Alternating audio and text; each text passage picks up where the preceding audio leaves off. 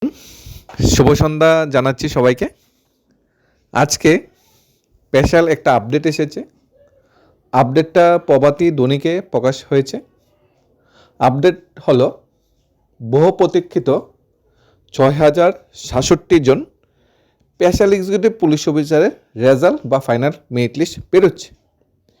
এই আপডেটটা উঠে এসেছে আজকের প্রভাতী দৈনিক সত্যের কলম পত্রিকায়। সত্যের কলম পত্রিকার ফ্রন্ট পেজ এই আপডেটটা প্রকাশিত হয়েছে। এখানে বলা হয়েছে শীঘ্রই স্পেশাল এক্সিকিউটিভ পদে চাকরি পাচ্ছেন ৬,০৬৭ জন। যে আপডেটটা এখানে এসেছে, এখানে বলা হয়েছে স্বরাষ্ট্র দপ্তরে স্পেশাল এক্সিকিউটিভ নিয়োগ প্রক্রিয়া দীর্ঘ ৪ বছর অবশেষে পূর্ণাঙ্গ রূপে সম্পন্নর পথে। সূত্রের খবর যে কোনো সময় স্পেশাল এক্সিকিউটিভ ফলাফল প্রকাশ করা হতে পারে। মুখ্যমন্ত্রী নিজেও বিভিন্ন অনুষ্ঠানে এই নিয়োগ প্রক্রিয়া দ্রুত সম্পন্ন করার বার্তা দিয়েছেন। এছাড়া তিনি নিয়োগ প্রক্রিয়ার সব প্রস্তুতি সম্পর্কে অবগত রয়েছেন। স্বরাষ্ট্র দপ্তরের নির্দেশ দেওয়া হয়েছে এই সমস্ত নিয়োগ প্রক্রিয়া যেগুলো মুলতবি রয়েছে বা যেগুলো প্রক্রিয়াধীন রয়েছে তা শীঘ্রই পূর্ণ করার জন্য।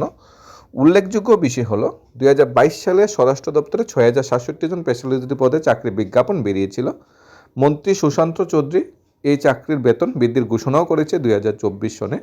বেকার প্রার্থীরা দীর্ঘদিন ধরে ফলাফলের জন্য আন্দোলন করছে। যদিও নিয়োগ প্রক্রিয়া নানা কারণে দেরি হয়েছে, তবে একটা ট্রান্সপারেন্সি স্বচ্ছতা বজায় রেখে ন্যায়নিষ্ঠ নিয়োগ প্রক্রিয়া পরিকল্পনা করা হচ্ছে। সরকারের পক্ষ থেকে জানানো হয়েছে সব প্রস্তুতি সম্পন্ন, ফলে প্রার্থীরা শীঘ্রই চাকরির ফলাফল জানতে পারবেন। এখানে 2022 সালে মাননীয় মন্ত্রী সুশান্ত চৌধুরী মহোদয় স্পেশাল এক্সিকিউটিভ পুলিশ অফিসার 6,067 জন নিয়োগের বিজ্ঞাপন দিয়েছিল, অ্যাডভার্টাইজমেন্ট দিয়েছিল। যে নিয়োগ প্রক্রিয়া 2022-এর ডিসেম্বর মাসে সম্পূর্ণ হওয়ার কথা ছিল মাননীয় মন্ত্রীর কথা অনুযায়ী, যদিও নির্বাচনের ডামাকুলে 2023-এর আগে সেই নিয়োগ প্রক্রিয়া সম্পন্ন হয়নি। অবশেষে 2023 সালে আবার নতুন করে সবাই থেকে ফর্ম ফিল আপ কালেক্ট করা হয়। যারা আগের জমা দিতে হয়নি তারা আবার নতুন করে ফর্ম জমা দিয়েছে। এরপর নতুন করে ফর্ম ফিল আপ পর আবার সবার থেকে মেডিকেল বা অন্যান্য ফিটনেস নেওয়া হয়েছে। তারপর 2024-এর নির্বাচনের পূর্বে, লোকসভা নির্বাচনের পূর্বে পুরো প্রসেস কমপ্লিট করে নিয়েছে, ইন্টারভিউ অন্যান্য প্রক্রিয়া কমপ্লিট করে নিয়েছে। কিন্তু 2024-এর নির্বাচনের পূর্বে থেকে আজকে 2026-এর জানুয়ারি মাস, অর্থাৎ 2 বছর হয়েছে ইন্টারভিউ কমপ্লিট হয়েছে। এখন পর্যন্ত স্বরাষ্ট্র দপ্তর কিন্তু ফাইনাল মেরিট লিস্ট বা রেজাল্ট দিতে পারছে না। কেন রেজাল্ট দিতে পারছে না, কোথায় আটকে আছে, এই নিয়ে কিন্তু কোনো মন্তব্য নেই। পাশাপাশি মাননীয় মন্ত্রী টিঙ্কুরায় বিধানসভায় দাঁড়িয়ে 45 দিন বা 60 দিনের ভিতরে রেজাল্ট দেওয়া বলেছিল 2024 সনে। সেই কথা কিন্তু মাননীয় মন্ত্রীর বক্তব্য অনুযায়ী বাস্তবের সাথে মিল পায়নি। তারপর গত বছর না 2024-এর ডিসেম্বর মাসের দিকে মাননীয় মুখ্যমন্ত্রী বলেছিল নিয়োগ প্রক্রিয়া কমপ্লিট, খুব শীঘ্রই প্রকাশ করা হবে, যথাসময়ে প্রকাশ করা হবে। তারপর 2024 সালে আরেকটা মন্ত্রিসভায় সিদ্ধান্ত হয়েছিল যে বেতন 11,000 থেকে বৃদ্ধি করে 13,000 হবে। অর্থাৎ বেতন বৃদ্ধির সিদ্ধান্ত হয়ে গেছে, এটাও 2 বছর হয়ে গেছে। 24-এর সিদ্ধান্ত হয়ে গেছে, এখন 26। এবং মাননীয় মন্ত্রী বা মুখ্যমন্ত্রী বারবার বলে যাচ্ছে নিয়োগ প্রক্রিয়া কমপ্লিট, নিয়োগ প্রক্রিয়া শেষের পথে, কিন্তু কোনোভাবেই প্রসেসটা কমপ্লিট করতে পারছে না। এখানে কী ত্রুটি রয়েছে, কী বিচিত্র রয়েছে, মাননীয় মুখ্যমন্ত্রী সেই বিষয়টা দেখছে। এবং মাননীয় মুখ্যমন্ত্রী বর্তমান সময়ে দাঁড়িয়ে আবার নির্দেশ দিয়েছে স্বরাষ্ট্র দপ্তরকে নিয়োগ প্রক্রিয়া কমপ্লিট করার জন্য। এখন মাননীয় মুখ্যমন্ত্রী তো বলেছে নিয়োগ প্রক্রিয়া কমপ্লিট করার জন্য, পরামর্শ দিয়েছে, মেসেজ দিয়েছে, এবং স্বরাষ্ট্র দপ্তর কি যথাসময়ে নিয়োগ প্রক্রিয়া কমপ্লিট করতে পারবে? তারপর আরেকটা কোশ্চেন যেটা আছে, নিয়োগ প্রক্রিয়া তো কমপ্লিট হবে, নিয়োগ প্রক্রিয়া কমপ্লিট হতে মেরিট লিস্টে কিসের ভিত্তিতে প্রদান করা হবে, কিসের ভিত্তিতে প্রকাশ পাবে? কারণ এখানে মুখে ইন্টারভিউ হয়েছে, মুখে ইন্টারভিউর মধ্যে কে কত পেয়েছে সেটা আইডেন্টিফাই করা কোনোভাবেই সম্ভব নয়। যদি জিআরবিটি, টিপিএসসি বা টেটের মাধ্যমে যদি হতো, তাহলে রিটেন এক্সামে কেউ 100-তে 70 পাওয়ার কথা ছিল, কেউ 60, কেউ 50, কেউ 80 পাওয়ার কথা ছিল। যেহেতু ভাইভা এক্সাম হয়েছে, তাই কেউ জোর গলায় বলতে পারবে না আমি 100-তে সবটি প্রশ্ন ভালো করে অ্যান্সার করেছি 100 পেয়েছি, কিংবা আমি 100-তে সবটি ভালো অ্যান্সার করেছি তারপর 30 পেয়েছি। এখানে আমি 100-তে যে 100 পাবো, 30 আমাকে দিয়েছে, সেটা কিন্তু জাস্টিফাই করা কিন্তু কোনো প্রুফ আমাদের কাছে বা প্রমাণ আমাদের কাছে থাকবে না। যাই হোক, তারপরে মাননীয় মুখ্যমন্ত্রী বারবার বলছে স্বচ্ছতা মেনটেন করে নিয়োগ প্রক্রিয়া কমপ্লিট হবে। বিগত 2018 সালের আগে ম্যাক্সিমাম নিয়োগ প্রক্রিয়াগুলি মুখে ইন্টারভিউর মাধ্যমে হতো, বিশেষ করে গ্রুপ সি, গ্রুপ ডি বা কনস্টেবল এই ধরনের নিয়োগ প্রক্রিয়াগুলো, তখন কিন্তু ম্যাক্সিমাম ইন্টারভিউগুলি মাধ্যমে চাকরি হতো, অর্থাৎ স্বচ্ছতা মেনটেন হতো। আগের সময়ে আমরা বলছি না, কিন্তু বর্তমান সময়ে তারপরেও মাননীয় মুখ্যমন্ত্রীর ইচ্ছায়, সদিচ্ছায় জিআরবিটি, টেট টিপিসির মতো অনেকগুলো নিয়োগ প্রক্রিয়া যেগুলি constable, fire service, jail police স্বচ্ছতা মেনটেন করে হচ্ছে, রিটার্ন এক্সামের মাধ্যমে হচ্ছে। আর ম্যাক্সিমাম চাকরিগুলো কিন্তু ট্যালেন্টেড করে যাচ্ছে, যারা ভালোভাবে পড়াশোনা করছে, যারা চাকরির জন্য ভালোভাবে প্রিপারেশন নিচ্ছে, সেই পরিবারে কিন্তু চাকরি অফারগুলো যাচ্ছে, বিরোধী শিবিরেও কিন্তু চাকরি অফারগুলো যাচ্ছে। কিন্তু 2018 আগে কিন্তু এরকম ছিল না। তাই মাননীয় মুখ্যমন্ত্রীকে ধন্যবাদ জানাচ্ছি নিয়োগ প্রক্রিয়াগুলি এইভাবে স্বচ্ছতা মেনটেন করে, ট্রান্সপারেন্সি মেনটেন করে কমপ্লিট করার জন্য।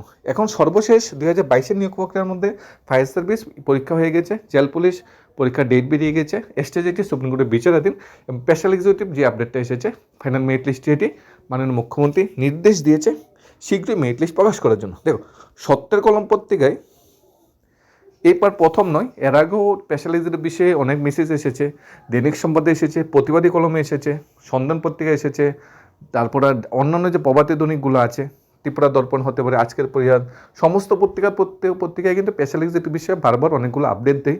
মাননীয় মুখ্যমন্ত্রী অনেক সময় অনেক মেসেজ দেয়, কিন্তু একটা আপডেট কিন্তু বাস্তবের সাথে মিল পাইনি। মুখ্যমন্ত্রীর কথা অনুযায়ী কিছুদিন হয়ে গেছে, 1 বছর এখনও কমপ্লিট হয়নি। অন্যান্য পত্রপত্রিকায়ও বলা হয়েছিল শীঘ্রই রেজাল্ট, 2 মাসের ভিতরে রেজাল্ট, কিন্তু বাস্তবের সাথে কোনো মিল খায়নি। এবার দেখার বিষয় সত্যের কলমে যে আজকের আপডেটটা এসেছে সেটা বাস্তবের কাছে কতটুকু মিল থাকে। অতীতের দিকে তাকালে আমরা বারবারই অনেক আপডেট পেয়েছি, বারবারই বিশ্বাস করেছি, বারবারই ঠকেছি, কিন্তু আমাদের কাছে কোনো দুসরা অপশান নেই। আমাদের বিশ্বাস করতে হবে, আমাদের ওয়েট করতে হবে। ওয়েট করা ছাড়া আমাদের কোনো রাস্তা নেই। যখন মন্ত্রী মিনিস্টার চাইবে, যখন দপ্তর চাইবে, তখনই মেরিট লিস্ট প্রকাশ হবে। আমরা নিজেরা চাইলেও হয়তো সেটা প্রকাশ করতে পারবে না। অন্যান্য নিয়োগ প্রক্রিয়া যেমন জেল পুলিশ 50 বার ডেপুটেশন দিয়েছে চাকরি প্রার্থীরা, ফায়ার সার্ভিস না হলেও 25-30 বার ডেপুটেশন দিয়েছে চাকরির জন্য, টেটের তারা বারবার ডেপুটেশন দিয়েছে, জিআরবিটের তারা 20-25 বার ডেপুটেশন দিয়েছে। কিন্তু স্পেশাল এক্সিকিউটিভ বিষয়ে কিন্তু এত প্রকার কিন্তু ডেপুটেশন হয়নি, এত প্রকার কিন্তু আলোচিত হয়নি। 3-4 বার হয়তো ডেপুটেশন দিয়েছে, তাই সাকসেসটা হয়তো জলদি আসছে না। আমরা বলবো না ডেপুটেশন দিলে সাকসেস আসবে, কিন্তু কিন্তু সেটা আলোকপাত হচ্ছে না, কিন্তু অ্যাডভার্টাইজমেন্ট হচ্ছে।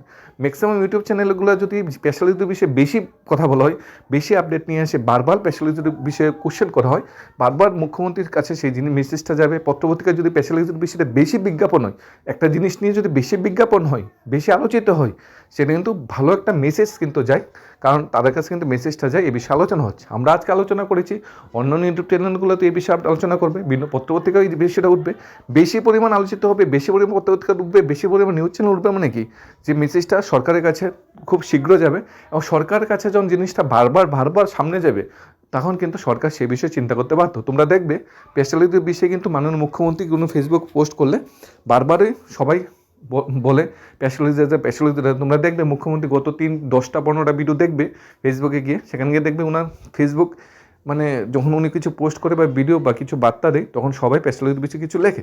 এই বিষয়ে কিন্তু মুখ্যমন্ত্রী জানে, কারণ মুখ্যমন্ত্রী একদিন বলেছিল বারবার আমাকে লিখতে হবে না, আমরা যথাসম্ভব এই রেজাল্ট দিয়ে দেবো। তাহলে কি সোশ্যাল মিডিয়া প্ল্যাটফর্মে যে প্রটেস্টগুলো হয়, যে আলোচনাগুলো হয়, এগুলা কিন্তু সাকসেস হয়, এগুলো কিন্তু সফলতা হয়, এগুলো কিন্তু মুখ্যমন্ত্রীর নজরে আসে, এবং এই বিষয়ে কিন্তু সরকার চিন্তা করতে বাধ্য হয়।